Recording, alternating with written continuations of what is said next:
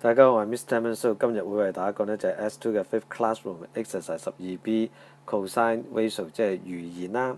OK，咁我哋會利用cosine theta 呢一個嘅比咧去計數嘅。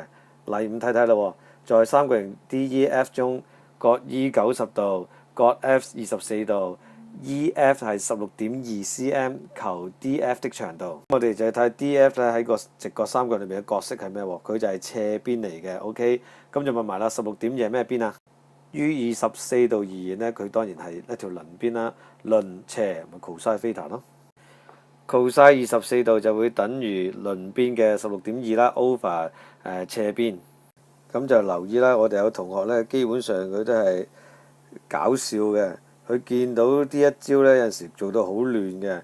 嗱，y 等於 x over a 咧，就好似而家呢個 case 咁樣啦。嗰粒我哋要玩嘅代數咧，我哋譬如 a 咧同 y 咧，我都係調轉位棋。不過你一定要記住，係因為你將 a 乘咗個對面，然之後左右手除翻 y 先出現咗兩個人交換位棋呢件事嘅。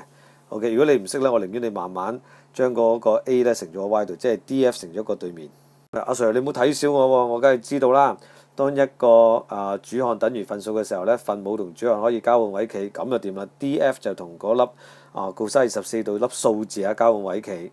最尾咧，我哋會計到咧 D.F 咧就係17.7嘅。點解？點解你唔撳計數機睇下啫？一撳你就知啦，係咪先？好，到你做即時練習5啦。請你 pause 畫面，然之後做完翻嚟對答案啦。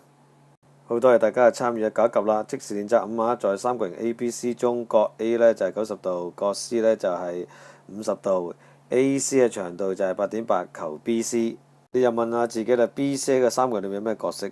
對住直角梗係斜邊啦。至於嗰個8.8當然就係50度嘅鄰邊啦。你話喂，鄰邊即係隔離嗰條喎，會唔會同斜邊搞錯啊？絕對冇可能，因為咧斜邊係唯一一條線係對住直角嘅啫。所以剩翻低又喺隔離嗰條先叫鄰邊啦，8.8啦。好，咁聰明嘅你一定可以起得翻條式啦，就會係cosine 50度等於8.8鄰邊 over 斜邊 BC 啦。好，咁就主項等於分數，主項同分母交換位棋啦，因為 BC 做咗主項咧就容易撳計數機啊嘛。咁最尾咧當然撳完計數機，我哋就取三個有效數字就係13.7啦，不過唔好漏咗 cm 單位啊。OK。咁就冇乜好大特別嘅啫，亦都係透過呢一個嘅cosine theta 等於鄰邊 over 斜邊去做翻條式出嚟嘅啫。